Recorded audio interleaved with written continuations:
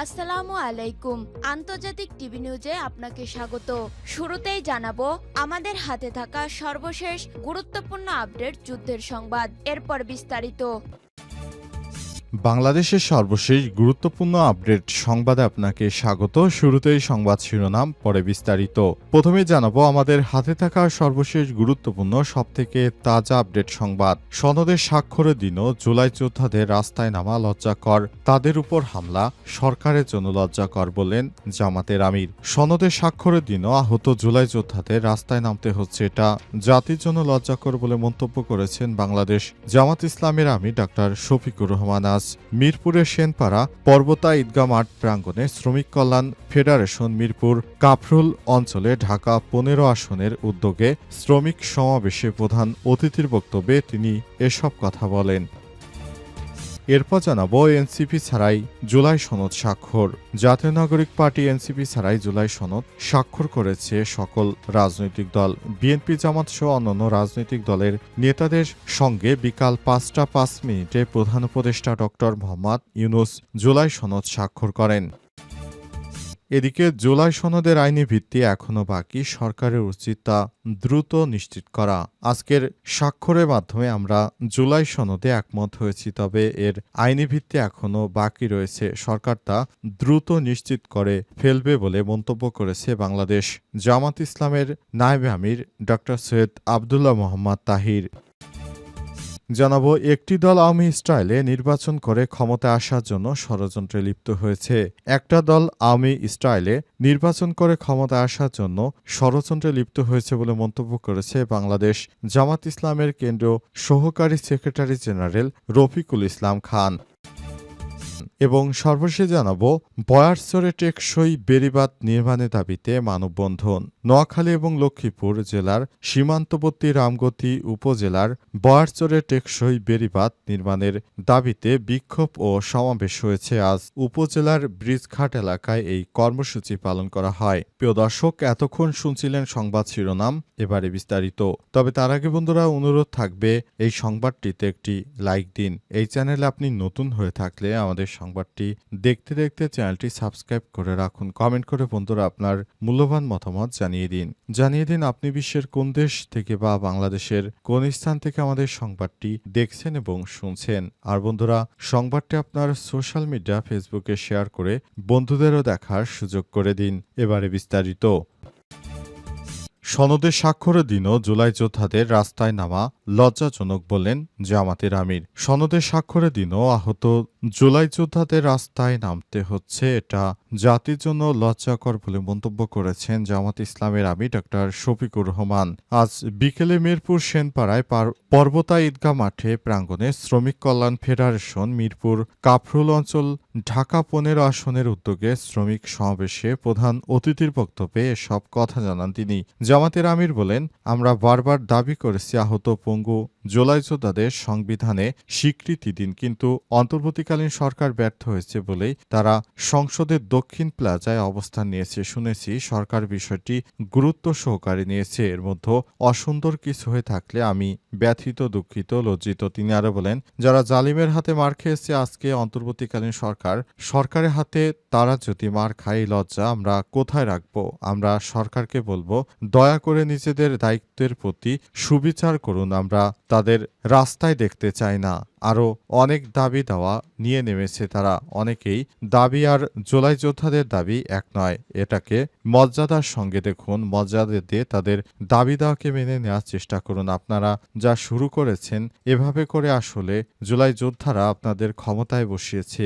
আপনারা তাদের ম্যান্ডেটটা যদি বুঝতে না পারেন, তাদের যদি আপনারা হামলা এবং নির্যাতনের শিকার করেন, তাহলে আপনাদের মধ্যে আর সেই পালিয়ে যাওয়া স্বৈরাচারী সরকার, খুনি ফ্যাসিস্টের ভিতরে কি পার্থক্য রয়েছে বলে মন্তব্য করেন বাংলাদেশ জামাত ইসলামের আমির ডাক্তার শফিকুর রহমান।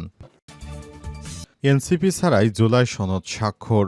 জাতীয় নাগরিক পার্টি এনসিপি ছাড়াই জুলাই সনদ স্বাক্ষরিত হয়েছে, যা দেশের রাজনীতিতে একটি উদ্বেগের সৃষ্টি হয়েছে। কারণ অন্তর্বর্তীকালীন সরকারের প্রধান উপদেষ্টা আসলে শিক্ষার্থীদের ম্যান্ডেট নিয়ে বসেছিল এবং শিক্ষার্থীরা তাকে ক্ষমতায় বসিয়েছিল। সেই শিক্ষার্থীদের উপেক্ষা করেই তিনি জুলাই জাতীয় সনদ স্বাক্ষর করেছেন। বিষয়টি নেটিজেনরা ভালোভাবে নেয়নি। তারা জানিয়েছে শিক্ষার্থীদের এত ত্যাগ তিতিক্ষার পর যে অন্তর্বর্তীকালীন সরকার, কিন্তু সেই সরকার যদি সেই শিক্ষার্থীদের অবমূল্যায়ন করে তাহলে তাদের এতদিনের আন্দোলন সংগ্রাম, এত ত্যাগ, ২,০০০ মানুষের জীবন এবং ২০,০০০ মানুষের আহত হওয়া সহ স্বৈরাচারী সরকারকে পালানোর জন্য কত কি না করেছে। কিন্তু তাদের সঙ্গে সরকার যে ব্যবহারটা করল, এই ব্যবহারে তারা খুবই আঘাত পেয়েছে।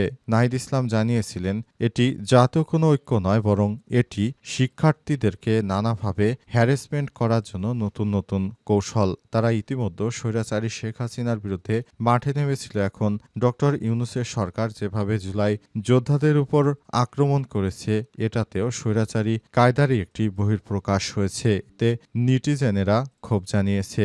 বিশেষ করে বাংলাদেশ জামাত ইসলামের পক্ষ থেকে ব্যাপক সমালোচনা করা হয়েছে অন্তর্বর্তীকালীন সরকারের, কারণ তিনি সরকার হিসেবে একজন ব্যর্থ সরকারের পরিচয় দিয়েছেন। শিক্ষার্থীদের যে দাবি দেওয়া ছিল তিনি সেটি পূরণ করতে পারেননি, বরং শিক্ষার্থীদের উপর স্বৈরশাসকের মতো পুলিশ বাহিনী দিয়ে হামলা চালিয়েছে। এটা নিন্দনীয় একটি ঘটনা এবং কাজ। এই ধরনের কাজ সরকারের জন্য বিব্রতকর ও লজ্জাজনক বলে মন্তব্য করেছে বাংলাদেশ জামাতের আমির ডাক্তার শফিকুর রহমান। জুলাই সনদের আইনি ভিত্তি এখনও বাকি, সরকারের উচিত তা দ্রুত নিশ্চিত করা। আজকের স্বাক্ষরের মাধ্যমে আমরা জুলাই সনদে একমত হয়েছি, তবে এর আইনি ভিত্তি এখনও বাকি রয়েছে। সরকারের উচিত তা দ্রুত নিশ্চিত করা বলে মন্তব্য করেছেন জামাত ইসলামের নায়েবে আমির ডাক্তার সৈয়দ আবদুল্লাহ মোহাম্মদ তাহির। সন্ধ্যায় জুলাই সনদ স্বাক্ষর শেষে সাংবাদিকদের সঙ্গে আলাপকালে তিনি এই মন্তব্য করেছেন। ডাক্তার তাহির বলেছেন, সনদের স্বাক্ষর করা হলে আইনগত স্বীকৃতি না থাকায় এর কার্যকর প্রয়োগ এখনও সম্পন্ন হয়নি। দীর্ঘ আলোচনার মাধ্যমে জাতীয় ঐক্যমত কমিশনের মিটিংয়ে যে নীতি দৃষ্টিভঙ্গি নির্ধারিত হয়েছে সেটি যেন সরকার দ্রুত বাস্তবায়ন করে। তিনি সতর্ক করে বলেছেন, যদি সরকার দেরি করে বা বাস্তবায়নের অনীহা দেখায় তাহলে সেটা জাতীয় গাদ্দারি হিসেবে বিবেচিত হবে এবং নতুন রাজনৈতিক সংকট তৈরি হবে।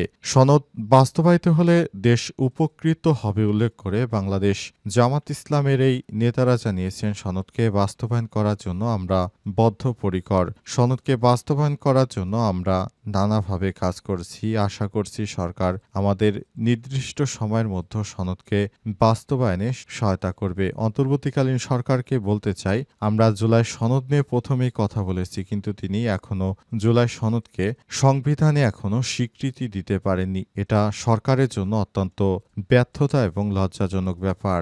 অন্তর্বর্তীকালীন সরকারকে বলবো, আগামী নভেম্বরের মধ্যে আপনি জুলাই সনদকে আইনি মর্যাদা দিয়ে তারপর আমাদের পথ চলাকে আরও সুগম করার সুযোগ করে দিন এবং আগামী ফেব্রুয়ারিতে নির্বাচনে সরকার যেন সুষ্ঠুভাবে একটি রাজনৈতিক সরকারের হাতে ক্ষমতা হস্তান্তর করতে পারে, সেজন্য সরকার ও রাজনৈতিক দল যেন একত্রে মিলেমিশে একটি জাতীয় ঐক্য গড়ে তুলতে পারে, সে ব্যাপারে সরকার যেন রাজনৈতিক দলগুলোর দাবি দাওয়া পূরণ করে নেয়। তাহলেই সব সমস্যার সমাধান হবে হয়তো। একটি দল আওয়ামী স্টাইলে নির্বাচন করে ক্ষমতা আসার জন্য ষড়যন্ত্রে লিপ্ত হয়েছে বলছে জামাত ইসলামের নেতা। বাংলাদেশে এখন একটা দল আওয়ামী লীগের স্টাইলে ক্ষমতা এসে দেশটাকে আবার মতো স্বৈরাচারী সরকারের কায়দায় আবার দেশে ফ্যাসিবাদ কায়েম করতে চায় বলে মন্তব্য করেছেন বাংলাদেশ জামাত ইসলামের সেক্রেটারি জেনারেল রফিকুল ইসলাম খান। রফিকুল ইসলাম খান বলেছেন, আওয়ামী স্টাইলে আর কোনো নির্বাচন বাংলাদেশের মাটিতে হতে দেওয়া হবে না। যারা আওয়ামী স্টাইলে নির্বাচন করার স্বপ্ন দেখছেন তাদেরকে বলতে চাই, এদেশে আর কখনো আওয়ামী স্টাইলে নির্বাচন করার আর কোনো সুযোগ এদেশের জনগণ দেবে না।